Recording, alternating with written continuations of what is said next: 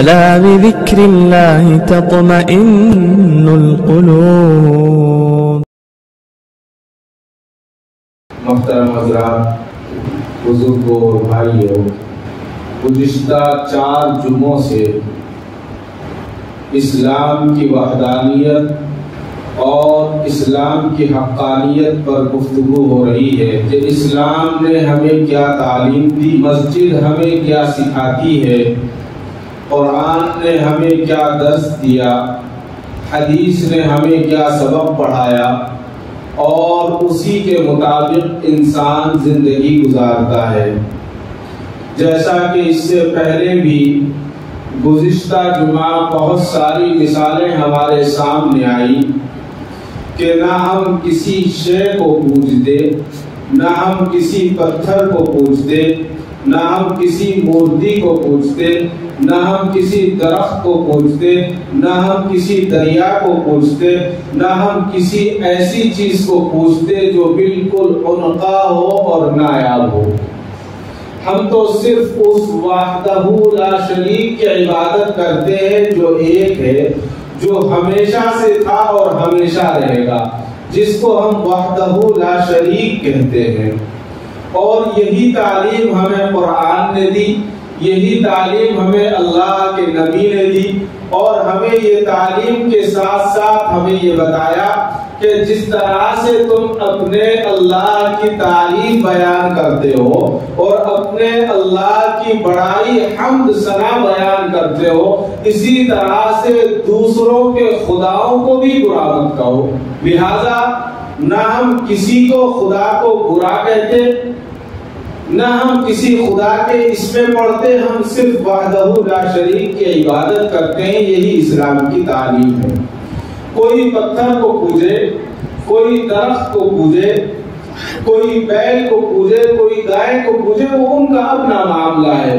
قرآن کریم نے تو بالکل صاف الفاظ میں کہا لکم دینکم ولی دین، تمہارا دین تمہارے ساتھ ہے، ہمارا دین ہمارے ساتھ۔ لہذا اسلام نے یہ تعلیم دی ہے کہ موقع کوئی بھی ہو، وقت کوئی بھی ہو، کوئی بھی چیز ہو، چاہے وہ اسلام سے جڑی ہوئی ہو چاہے غیر اسلام سے ہو، لیکن جب بات انصاف کی آئے، جب بات سچائی کی آئے، تو مومن وہی ہے جو اسلام اور انصاف کے ساتھ کھڑا رہے۔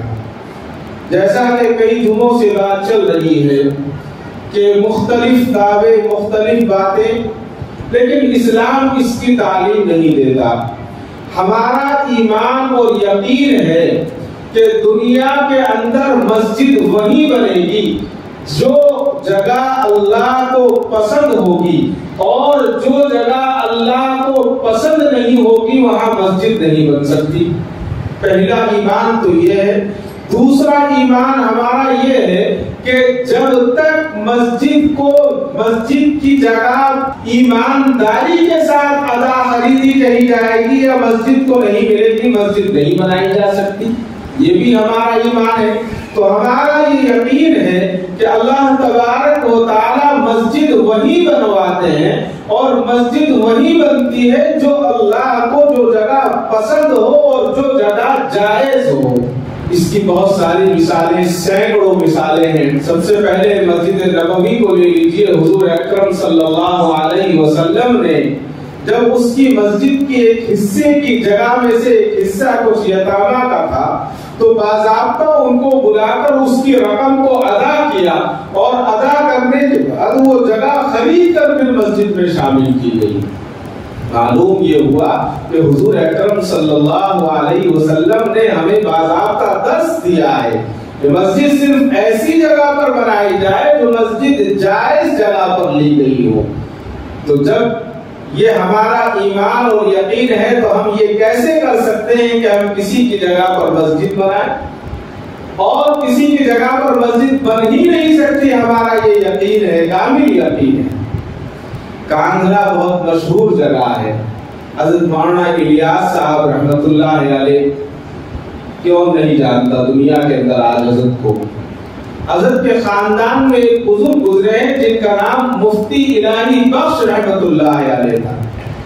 حضرت مفتی الہی بخش نہایت بزرگ شخصیت، نہایت پاکیزہ شخصیت، اور حضرت کے تعلق سے آتا ہے کہ اتنے ایماندار تھے کہ وہاں کاندھ لے کے غیر مسلم لوگ بھی حضرت کی بات کو مانا کرتے تھے، اور یہ کہا کرتے تھے کہ اگر کسی کو فرشتہ دیکھنا ہے تو مفتی الہی بخش کو دیکھ لو۔ یعنی اس زمانے کے غیر مسلم بھی اس بات پر ماننے کو مجبور تھے کہ ایک سچا آدمی، ایک سچا مسلمان اگر کوئی ہو سکتا ہے تو وہ صرف مسلمان ہو سکتا ہے، دوسرا نہیں ہو سکتا۔ تو کاندھلا کے تعلق سے آتا ہے کہ وہاں پر ایک جگہ تھی، اس جگہ پر جھگڑا ہو گیا، آپس میں دو فریق ہو گیا۔ مسلم احباب کہا کرتے تھے کہ یہ جگہ ہماری ہے، مسلمان کہتے تھے کہ یہ جگہ ہماری ہے، اور جھگڑا اتنا بڑھا کہ وہ جھگڑا جو ہے آپسی میں فرقے میں پلٹ گیا، اور پھر جھگڑا بڑھتے بڑھتے عدالتوں تک پہنچا، اور عدالتوں میں جب جھگڑا پہنچا تو اس وقت کے جج نے دونوں فریقوں کو بلایا، اور دونوں فریقوں کو بلا کر یہ کہا کہ تم آپس میں جھگڑ رہے ہو، تم آپس میں لڑ رہے ہو، اگر ہندو اور مسلمان کا جھگڑا ہو گیا تو اس میں کون دونوں کا نقصان ہوگا، لہذا ایسا کرو کہ تم آپس میں بیٹھ کر اس مسئلے کو حل کر لو۔ لوگوں نے کوشش کی لیکن کوشش کامیاب نہ ہو سکی، اور پھر واپس آئے اور کہا، عدالت میں بتایا گیا کہ یہ کوشش ناکام ہے، مسلمان کہتے ہیں کہ جگہ ہماری ہے، غیر مسلم کہتے ہیں کہ جگہ ہماری ہے۔ تو جج نے کہا کہ ایسا کرو، کسی ایک فریق میں سے کسی ایک ایسے آدمی کو طے کر لو کہ جو یہ فیصلہ کر دے اور تم اس دونوں فریق اس کی بات کو ماننے والے ہوں۔ مسلمان پریشان کہ اگر کسی مسلمان کو طے کرتے ہیں تو وہ ہندو نہیں مانیں گے، اور اگر ہندو کو طے کرتے ہیں تو مسلمان نہیں مانیں گے۔ یہ بات ہوتی رہی تو غیر مسلموں نے کہا کہ ایسا کرتے ہیں کہ مسلمانوں کے مولانا ہیں جن کا نام مفتی الہی بخش صاحب، ہم اپنا مدعی، اپنا فریق مفتی صاحب کو بناتے ہیں، آپ ایسا کریں حضرت مفتی الہی بخش صاحب کے نام سمن جاری کر دیں، نوٹس جاری کر دیں، اور وہ آ کر عدالت میں جو فیصلہ دیں گے ہم غیر مسلم بھی اس فیصلے کو مان لیں گے۔ جج نے کہا کہ ٹھیک ہے، جج نے نوٹس جاری کر دیا، مفتی الہی صاحب کی خدمت میں نوٹس پہنچا کہ عدالت نے، انگریز نے آپ کو عدالت میں بلایا، اس زمین کا مسئلہ ہے، غیر مسلم کہتے ہیں کہ ہماری ہے، مسلمان کہتے ہیں ہماری ہے، آپ جو فیصلہ کریں گے، آپ جو جانتے ہیں وہ آپ عدالت کو بتا دیں، لہذا وہ اس کو دے دی جائے گی۔ اب حضرت منشی الہی بخش نے کہا کہ میں انگریز کی عدالت نہیں جا سکتا۔ پوچھا کہ آپ انگریز کی عدالت کیوں نہیں جا سکتے؟ تو مفتی الہی بخش صاحب نے کہا کہ مجھے انگریز سے سخت نفرت ہے، میں انگریز سے نفرت کرتا ہوں، اس لیے میں انگریز کی عدالت میں نہیں جاؤں گا۔ آپ انگریز کو کہہ دیں کہ میں عدالت میں نہیں آ سکتا۔ تو انگریز جج نے کہا کہ آپ کو مجھ سے نفرت ہے، عدالت سے نفرت نہیں ہے، لہذا آپ عدالت آئیں اور میری طرف نہ دیکھیں بلکہ میری طرف پیٹ کر کے کھڑے ہو جائے تو آپ پر توہین عدالت کا مقدمہ نہیں لگایا جائے گا۔ آپ عدالت میں آئیں اور میری طرف پیٹ کر لیں، اور جو آپ کو بیان دینا ہے وہ بیان دے دیں تاکہ گاؤں کا اور قصبے کا مسئلہ حل ہو جائے۔ حضرت مفتی الہی بخش رحمۃ اللہ علیہ چلے گئے، غیر مسلم بھی موجود، مسلمانوں کی بڑی تعداد موجود۔ مسلمانوں کو معلوم تھا کہ مفتی الہی بخش اللہ کے نیک بندے ہیں اور وہ یہ فیصلہ مسجد کے حق میں دیں گے، اس لیے کہ اس جگہ پر ہم مسجد بنانا چاہتے ہیں۔ تو جب وہاں پہنچے سارے مسلمان مطمئن تھے کہ فیصلہ ہمارے حق میں آئے گا۔ حضرت مفتی الہی بخش صاحب پہنچے، عدالت میں پہنچنے کے بعد جج انگریز کی طرف منہ نہیں بلکہ پیٹ کر کھڑے ہو گئے۔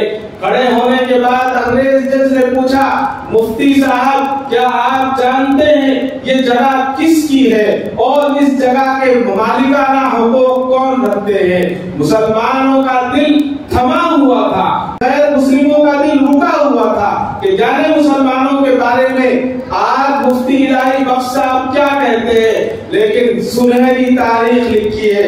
حضرت مولانا علی میاں صاحب رحمۃ اللہ علیہ لکھتے ہیں کہ حضرت مولانا مفتی الہی بخش صاحب نے عدالت میں کھڑے ہوتے ہی کہنا شروع کیا کہ جو میں جانتا ہوں، میں یہ جانتا ہوں کہ یہ جگہ مسلمانوں کی نہیں بلکہ غیر مسلموں کی جگہ ہے۔ اتنا سننا تھا، عدالت کے اندر سناٹا چھا گیا کہ جس مسلمان کے تعلق سے ہم یہ سوچتے تھے کہ یہ ہمارے بارے میں گواہی دے گا، یہ مسجد کے بارے میں گواہی دے گا، یہ ایک مولوی آج غیر مسلموں کی گواہی دے رہا ہے۔ جج نے فوراً فیصلہ کر دیا کہ مفتی الہی بخش صاحب کی بات کو مد نظر رکھتے ہوئے یہ جگہ غیر مسلموں کو دی جاتی ہے۔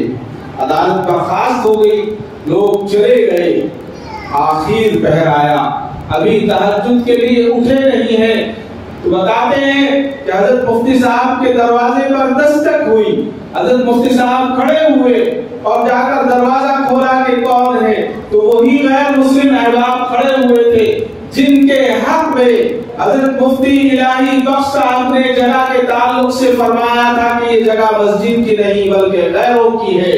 وہ لوگ کھڑے ہوئے ہیں اور کہا کہ مفتی صاحب آپ کا دین کتنا اچھا دین ہے، پوری رات ہم نہیں سو پائے، لہذا ہم جگہ کے تعلق سے تو جیت گئے تھے لیکن سچائی یہ ہے کہ عدالت میں ہم جیتے ہیں لیکن حقیقت میں آج اسلام جیت گیا ہے، آپ کی خدمت میں ہم آ گئے ہیں، لہذا ہمیں کلمہ پڑھا دیجیے، اب ہمیں اس جگہ کی ضرورت نہیں ہے۔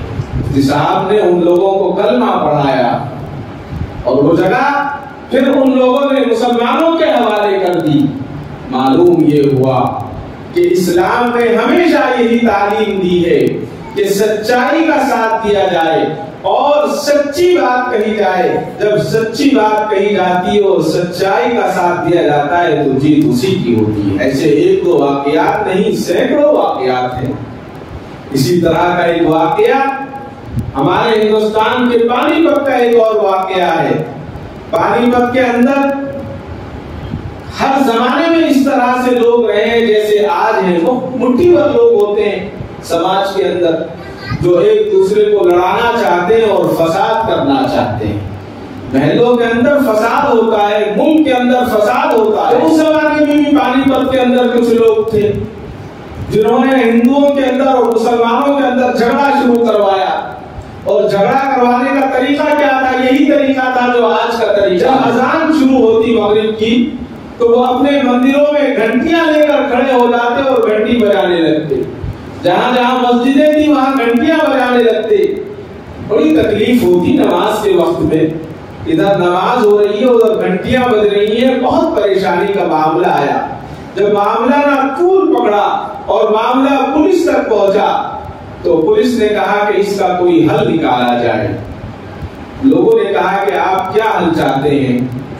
تو انگریز پولیس تھی اس زمانے میں، اور انگریز کا جو پولیس کمشنر تھا اس نے کہا کہ ایسا کرتا ہوں کہ میں ایک مسجد کا انتخاب کرتا ہوں اور مغرب کی نماز کے وقت میں اس مسجد میں جاؤں گا اور مسجد میں جا کر وہاں نماز ختم ہونے تک کا وقت دیکھوں گا، اور جب نماز کا وقت میں سمجھ جاؤں گا کہ نماز مغرب اتنی دیر میں مکمل ہوتی ہے تو اتنی دیر تک کے لیے میں غیر مسلموں سے ان کے لیے آرڈر جاری کروں گا کہ آپ اتنی دیر تک گھنٹی نہیں بجا سکتے۔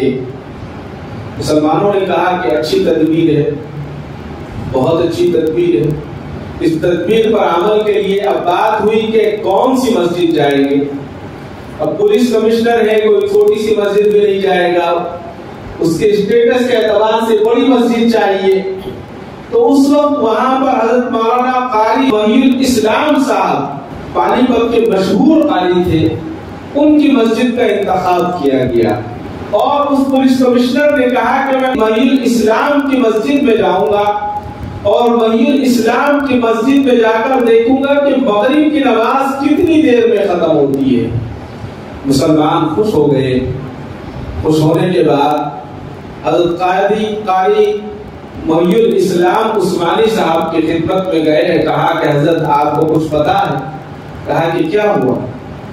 کہا کہ یہ جو جھگڑا چل رہا ہے، اس جھگڑے کو ختم کرنے کا راستہ تلاشا گیا ہے، اور یہ راستہ ہے کہ آپ کی مسجد میں آج پولیس کمشنر آئیں گے اور وہ یہ دیکھیں گے کہ نماز کتنی دیر میں ختم ہوتی ہے، اور جتنی دیر میں نماز ختم ہوتی ہے اتنی دیر کا وہ اندازہ اور حساب کر لیں گے، اور ایک حکم جاری کر دیں گے اتنی دیر تک ہمارے یہاں جو غیر مسلم بھائی رہتے ہیں وہ گھنٹی نہ بجائیں۔ لہٰذا آپ سے گزارش یہ ہے کہ آج مغرب کی نماز لمبی پڑھائیں، آپ تلاوت لمبی کریں تاکہ ان کو لمبا وقت ملے، ان کو یہ سمجھ میں آئے کہ لمبا وقت تک مغرب کی نماز ادا کی جاتی ہے۔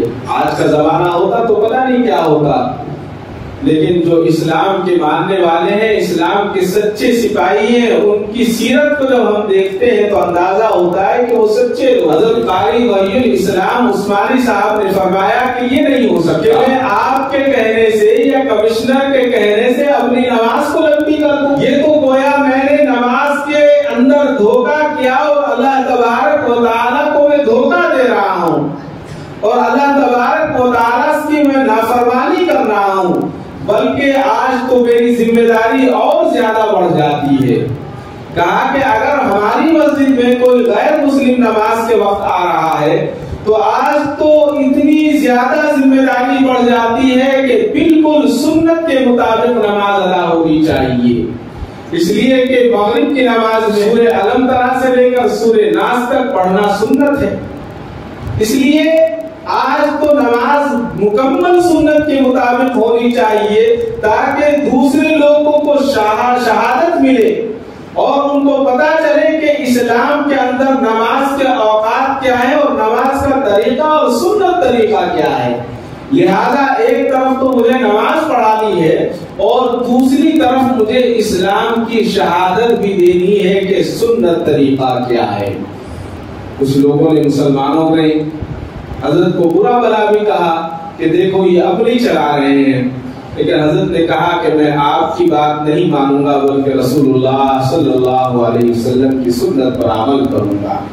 اور وہی ہوا کہ جب نماز کے لیے وہ لوگ آئے، حضرت مولانا قاری محی الاسلام صاحب عثمانی رحمۃ اللہ علیہ نے سنت کے مطابق نماز ادا کی، اور اس کے بعد اس نے جو فیصلہ کرنا تھا وہ فیصلہ کیا۔ کچھ دنوں کے بعد معاملہ ختم ہو گیا۔ معاملہ یہی ہے کہ اسلام ہمیں یہی سبق سکھاتا ہے، اور اسلام کی تاریخ سنہرے واقعات سے بھری پڑی ہے کہ اسلام نہ کسی پر جبرن آپ مسلط کر سکتے، دین صرف اسلام ہی ہے، نہ دین کے اندر زبردستی ہے، نہ کسی کو دین کے اندر زبردستی لایا جا سکتا، نہ دین سے کسی کو زبردستی نکالا جا سکتا۔ یہ تو خوشی کا معاملہ ہے، اور اللہ تعالیٰ جسے ہدایت عطا فرماتے ہیں اسے ہدایت مل جاتی ہے، اور جسے ہدایت نہیں دینا چاہتے اسے ہدایت نہیں ملتی۔ اور اس کا طریقہ اور اس کا سبق حضور اکرم صلی اللہ علیہ وسلم نے ہمیں ساری زندگی سکھایا، یعنی کسی پر نہ ظلم کرو، اور یہ بھی سکھایا کہ نہ ظلم سہو۔ اگر آدمی ظلم سہ رہا ہے تو ظلم کرنے والے سے بھی بڑا ظالم مانا جائے گا، اس لیے کہ اس کو ظلم سہنے کے، اس کو ظلم روکنے کی اس کے اندر طاقت اللہ نے دی ہے، اس کے باوجود وہ ظلم روک نہیں رہا ہے، تو وہ بھی اسی میں شامل ہے۔ علماء کرام یہ فرماتے ہیں، اور حضور کی ساری زندگی اسی سے ملے گی آپ کو۔ نبی اکرم صلی اللہ تعالی علیہ وسلم کا واقعہ ابن حشام نے ابن اسحاق کے حوالے سے اپنی کتاب سیرت النبی بن حشام میں لکھا ہے، نقل کیا ہے کہ حضور اکرم صلی اللہ تعالی علیہ وسلم بدر کے روز صحابہ کرام رضوان اللہ تعالی عنہ اجمعین کی صفوں کو درست فرما رہے تھے، صفوں کو درست کر رہے تھے حضور، اور درست کرتے کرتے آپ کے دست مبارک میں ایک تیر تھا، اور اس تیر کو لے کر آپ صفوں کو اشارے سے درست کرتے ہوئے جا رہے تھے۔ تو آگے جاتے جاتے آپ کا گزر ہوا، ایک صحابی کے قریب حضرت سواد بن غزیہ رضی اللہ تعالیٰ عنہ کے پاس سے گزرے تو وہ سب سے تھوڑا سا آگے بڑھے ہوئے تھے، تو آپ صلی اللہ علیہ وسلم نے ان کے پیٹ میں تیر اس طرح سے، لکڑی کا تیر اس طرح سے چبھایا اور کہا کہ پیچھے ہٹو، کہا کہ پیچھے ہٹو۔ ایسا نہیں کہ ان کو کوئی سزا دی، کسی کے ہاتھ میں کوئی لکڑی ہوتی ہے استاد کے ہاتھ میں، تو استاد بچے کو لکڑی سے پیچھے کر دیتا ہے، ہاتھ سے پیچھے کر دیتا ہے، بالکل اسی طرح سے حضور اکرم صلی اللہ علیہ وسلم کے دست مبارک میں تیر تھا، اس تیر کے لکڑی سے حضور اکرم صلی اللہ علیہ وسلم نے حضرت سواد بن غزیہ کے پیٹ پر چبھایا اور کہا کہ پیچھے ہٹو، پیچھے ہٹ گئے۔ اس کے چبھانے سے آپ کی ذات کو کوئی نقصان نہیں پہنچا، آپ کہیں زخمی نہیں ہوئے، آپ کی کھال کو کوئی ضرر نہیں آئی، لیکن پیچھے ہٹ گئے۔ اللہ تعالیٰ نے حضور اکرم صلی اللہ علیہ وسلم کو حق عدل کے ساتھ مبعوث فرمایا تھا، یعنی انصاف کے ساتھ اللہ نے حضور کو بھیجا تھا۔ تو حضور اکرم صلی اللہ علیہ وسلم نے فرمایا کہ اگر میری ذات سے کسی کی ذات کو تکلیف پہنچی ہو تو وہ آئے اور مجھ سے بدلہ لے لے۔ بتائیے حضور کی ذات سے کس کو تکلیف پہنچ سکتی ہے؟ کسی کو تکلیف نہیں پہنچ سکتی۔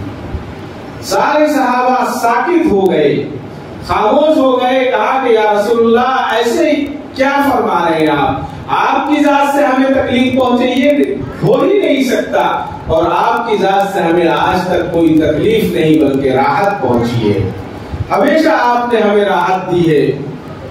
ابھی آپ فرما رہے ہیں کہ اگر کسی کو تکلیف پہنچی ہے تو وہ مجھ سے اپنی تکلیف کا بدلہ لے لے۔ حضرت سواد بن غزیہ رضی اللہ تعالیٰ عنہ اٹھے اور کہا کہ یا رسول اللہ صلی اللہ علیہ وسلم آپ کی ذات سے مجھے تکلیف پہنچی ہے، میں بدلہ لینا چاہتا ہوں۔ سنتے ہی مجمع کے اندر سناٹا چھا گیا کہ حضرت سواد کیا کہہ رہے ہیں۔ کہا کہ سواد آؤ اور اپنی تکلیف کا بدلہ لے لو، کیا تکلیف پہنچی ہے؟ کہا کہ یا رسول اللہ صلی اللہ علیہ وسلم غزوہ بدر کے روز سب لوگوں کی صفوں کو درست فرما رہے تھے تو میرا پیٹ کھلا ہوا تھا، آپ کے دست مبارک میں تیر تھا، آپ نے میرے تیر چبھایا اور کہا کہ تم پیچھے ہٹو، تو میرے پیٹ میں تکلیف ہوئی تھی، میں اس تکلیف کا بدلہ لینا چاہتا ہوں۔ مجمع کی چیخیں نکل گئی۔ کہا کہ تجھے کیا ہو گیا، عقل تو ہے؟ کہا کہ نہیں، میں تو تکلیف کا بدلہ لوں گا۔ حضور نے کہا کہ سواد کو منع مت کرو بلکہ بھیج دو۔ کہا کہ سواد آ جاؤ، اپنی تکلیف کا بدلہ لے لو، محمد عربی صلی اللہ علیہ وسلم تمہارے سامنے موجود۔ سواد بن غزیہ آتے ہیں اور کہا کہ یا رسول اللہ ایسے تکلیف کا بدلہ نہیں لوں گا بلکہ تکلیف کا بدلہ اسی حالت میں لوں گا جس طرح سے مجھے تکلیف پہنچی۔ کہا کہ کیسے؟ کہ میرا پیٹ کھلا ہوا تھا، آپ کا پیٹ تو کھلا ہوا نہیں ہے، آپ کا پیٹ تو ڈھکا ہوا ہے، آپ اپنا پیٹ کھولیں، آپ اپنا شکم کھولیں۔ حضور اکرم صلی اللہ علیہ وسلم نے اپنا جبہ مبارک کو اٹھا دیا۔ کیا منظر ہوگا وہ؟ جس وقت اٹھایا حضرت سواد بن غزیہ گئے اور آقا مدنی صلی اللہ علیہ وسلم کے قریب پہنچے اور قریب پہنچ کر حضور اکرم صلی اللہ علیہ وسلم کے شکم مبارک کو بوسا دیا، اس سے چپٹ گئے اور کہا کہ یا رسول اللہ معاف کرنا، میں آپ سے بدلہ لینے کے لیے نہیں بلکہ میں تو آپ کی کھال مبارک کو اپنا جسم چپکانا چاہتا، تکلیف کا بہانہ کر کے میں آپ کے مبارک جسم سے اپنے جسم کو چپکانا چاہتا تھا۔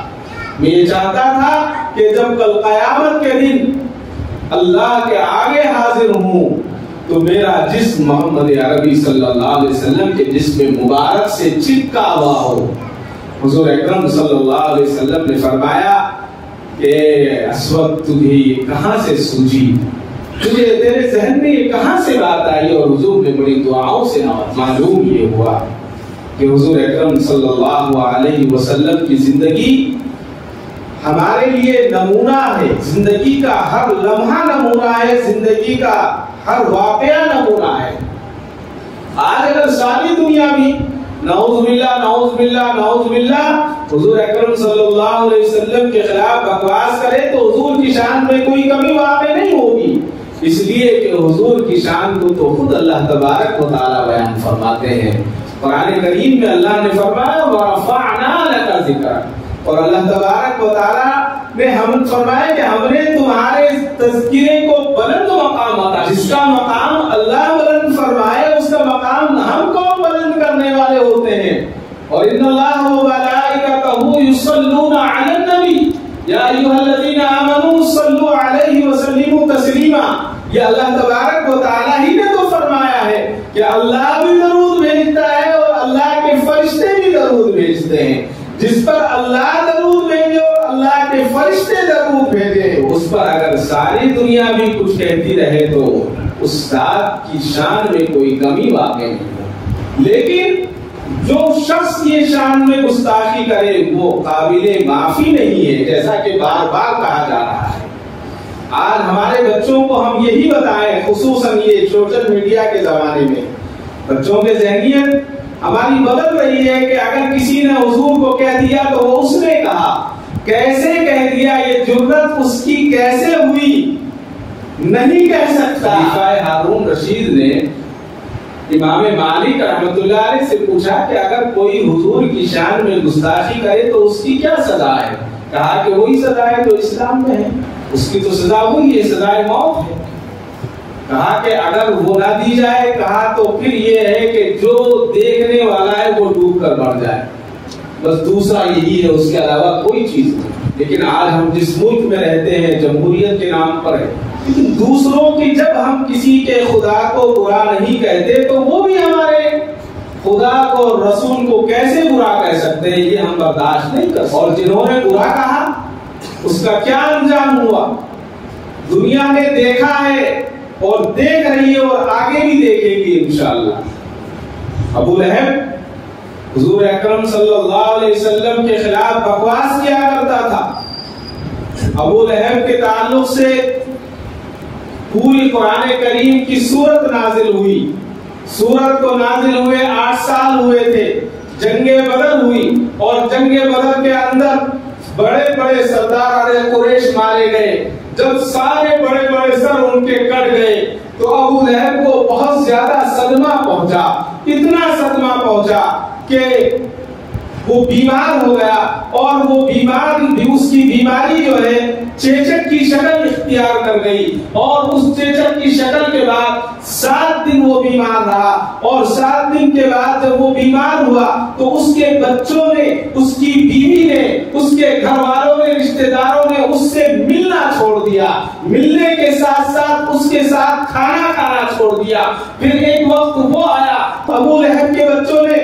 ابو لہب کو اپنے گھر سے باہر شہر میں ڈال دیا، اس لیے نہیں کہ وہ بیمار تھا بلکہ اللہ نے دنیا کو دکھایا کہ نبی کا گستاخ تھا۔ کفار مکہ کا بڑا سردار گھر کے صحن میں پڑا ہے، نہ کوئی کھانے کو پوچھتا نہ کوئی پانی کو پوچھتا، 7 دن تک بیماری کی حالت میں پڑا رہا، بیماری کی حالت کے بعد مر جاتا ہے۔ گھر کے بچوں نے، ابو لہب کے بچوں نے اس کو دفنانے کی بھی ہمت نہیں کی۔ تاریخ میں لکھا ہے کہ ابو لہب کے بچے اس سے دور تھے، کہتے تھے کہ اگر ہم اس کے پاس جائیں گے تو اس کی بیماری ہمیں لگ جائے گی۔ 3 دن ہو گئے، 3 دن کے بعد جب اس کی لاش سے بدبو آنے لگی تو لوگوں نے کہا کہ کم سے کم اسے کہیں لے جا کر پھینک دو، کہیں اسے دفن کر دو تاکہ اس کی بدبو سے بستی والے بچے رہے۔ گھر والوں نے پھر بھی ہاتھ نہیں لگایا، ہاتھ نہ لگا کر ایک کالے افریقی کو بلا کر، مزدور کو، غلام کو بلا کر اس کو کچھ اجرت دی، کچھ پیسہ اور کچھ رقم دی، اور کہا کہ ایک گڑھا کھود کر ہمارے باپ کو کسی طرح سے گھسیٹ کر لے جاؤ اور اس کو دفن کر۔ یہ انجام ہوتا ہے گستاخ رسول کا، اور وہی ہوا۔ اس افریقی کالے نے زمین کا ایک گڑھا کھودا، رسیوں سے گھسیٹتا ہوا لے گیا اور گھسیٹتا ہوا لے جا کر اس کو گڑھے میں ڈال کر اس پر مٹی ڈال دی۔ یہ گستاخ رسول کا انجام ہے۔ اور ابو لہب کی جو بیوی تھی اس کا نام ام جمیل تھا، اصل نام اس کا عروہ تھا۔ ام جمیل کہتے تھے خوبصورت، اس کی ماں جمیلہ کی ماں۔ ابو لہب بھی بڑا خوبصورت تھا، انگاری کی طرح تھا، سرخ تھا، اور اس کی بیوی جو تھی اس کے تعلق سے بھی یہی آتا ہے، وہ بھی حضور اکرم صلی اللہ علیہ وسلم سے بہت زیادہ کینہ اور بغض رکھتی۔ اس کے تعلق سے آتا ہے کہ ام جمیل نے اپنے گلے میں ایک موٹا سا سونے کا زیور بنوایا تھا، بہت موٹی سی چادر کی ایک سونے کی اس نے ایک کڑا بنوایا تھا، اور اس کڑے کو اپنے گلے میں ڈالا کرتی تھی، اور گلے میں ڈالنے کے بعد مستقل پہنتی اور جنگل جاتی، اور جنگل سے خاردار لکڑیاں جس کے اندر خطرناک کانٹے ہوں ایسے لکڑیاں کاٹتی اور اپنے سر پر لادتی، اور سر پر لادنے کے بعد رات کے اندھیرے میں حضور اکرم صلی اللہ علیہ وسلم کے دروازے کے باہر ڈال دیا، تاکہ جب حضور اپنے گھر سے نکلے اور حضور کے گھر والے نکلے، حضور کے بچے نکلے، تو وہ کانٹے اور وہ خاردار لکڑیاں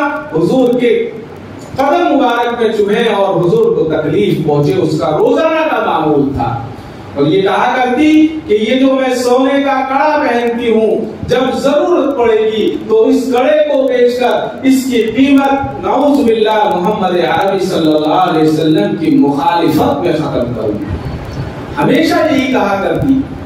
تو جب سورہ لہب اللہ نے نازل فرمائی تو اس کو پتہ چلا، اور پتہ چلنے کے بعد وہ غصے کے اندر مکہ کے اندر کعبۃ اللہ کے اندر آئی۔ حضرت ابو بکر صدیق رضی اللہ تعالیٰ حضور اکرم صلی اللہ علیہ وسلم کے ساتھ میں بیٹھے ہوئے ہیں۔ حضرت ابو بکر نے عرض کیا کہ یا رسول اللہ صلی اللہ علیہ وسلم، ام جمیل آ رہی ہے، ابو لہب کی بیوی آ رہی ہے، اور وہ گستاخ رسول ہے، جب وہ یہاں آئے گی تو آپ کی شان میں گستاخی کرے گی، بدتمیزی سے کلام کرے گی۔ حضور نے فرمایا ابو بکر تم پریشان نہ ہو، وہ مجھے دیکھ نہیں پائے گی، اس کو آنے دو۔ کہا ابو لہب کی بیوی ام جمیل کو آنے دو، وہ مجھے نہیں دیکھ پائے گی۔ کہا کہ اچھا، بیٹھے رہے۔ ام جمیل آتی ہے، آنے کے بعد حضرت ابو بکر صدیق رضی اللہ تعالیٰ عنہ کے قریب پہنچی، اور حضرت ابو بکر صدیق کو دیکھا، اور دیکھنے کے بعد حضرت ابو بکر صدیق سے کہتی ہے اے ابو بکر، مجھے پتا چلا ہے کہ تمہارے صاحب نے، تمہارے آقا نے میری شان میں گستاخی کی ہے اور میرے خلاف کچھ کہا ہے۔ حضرت ابو بکر صدیق رضی اللہ تعالیٰ عنہ نے فرمایا کہ نہیں، تیری شان میں کچھ نہیں کہا، البتہ اللہ تبارک و تعالیٰ نے تمہاری رجوع کی ہے، یعنی تمہارے تعلق سے اللہ تبارک و تعالیٰ نے فرمایا ہے۔ یہ جواب سن کر وہ خاموشی کے ساتھ چلی گئی، کچھ نہیں بولی، خاموش چلی گئی۔ تو حضرت ابو بکر صدیق رضی اللہ تعالیٰ نے حضور سے پوچھا کہ رسول اللہ صلی اللہ علیہ وسلم، کیا اس نے آپ کو نہیں دیکھا؟ ام جمیل نے آپ کو نہیں دیکھا؟ تو حضور نے فرمایا کہ اللہ تعالیٰ نے فرشتے کو آڑ بنا کر کھڑا کر دیا تھا، اس لیے مجھے نہیں دیکھ سکی۔ اور پھر ام جمیل کا کیا حشر ہوا؟ ام جمیل جو اپنے سر پر لکڑی کا کاٹ کا کچڑا رکھ کر لایا کرتی تھی، اور ایک رسی اس نے بنا رکھی تھی، بہت موٹی رسی تھی، اس رسی کو اس کڑے کے اندر ڈال لیتی تاکہ لکڑی کا گٹھڑ گر نہ پائے۔ ایک مرتبہ اس لکڑی کے گٹھڑ کو لے کر چلی، اللہ نے اس کے اندر وزن کو پیدا کر دیا، لکڑی کا گٹھڑ آگے گرنا چاہیے تھا، پیچھے گر گیا، اور جب وہ پیچھے گرا فرشتے نے اس کی رسی کو پکڑ کر کھینچا اور اسی سے دم گھٹ کر اس کا انتقال۔ ام جمیل کی موت واقع ہو گئی، اور موت واقع ہونے کے بعد علماء کرام یہ فرماتے ہیں کہ کل قیامت کے دن اسی رسی سے گھسیٹتے ہوئے فرشتے اس کو جہنم کے سرے میں پہنچاتے۔ ام جمیل کا معاملہ ہوا اس لیے کہ اس نے گستاخی رسول کی تھی۔ جو گستاخی رسول کرتا ہے اللہ تعالیٰ اس کو دنیا میں بھی سزا دیتا ہے اور آخرت میں بھی سزا دیتا ہے۔ تاریخ کے واقعات بھرے پڑے ہیں، ایک دو واقعہ نہیں، یہ سینکڑوں ہزاروں واقعات ہیں۔ ہر زمانے میں گستاخیاں کی، لیکن گستاخی کا انجام بھی اللہ تبارک و تعالیٰ نے ان کو دکھایا۔